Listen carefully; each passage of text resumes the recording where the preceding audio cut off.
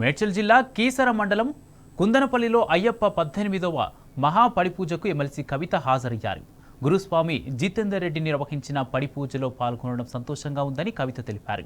ప్రజలంతా సుఖ సంతోషాలతో ఉండాలని దేవుణ్ణి వేడుకున్నారని చెప్పారు. ఈ పూజలో అయ్యప్ప భక్తులు వందలాదిగా పాల్గొన్నారు.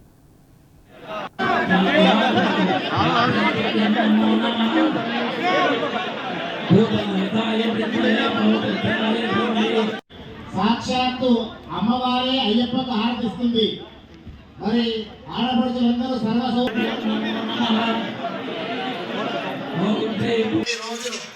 ఈ కార్తీక మాసం అనగానే ఈశ్వరుడికి చాలా ఇష్టమైనటువంటి రోజులు.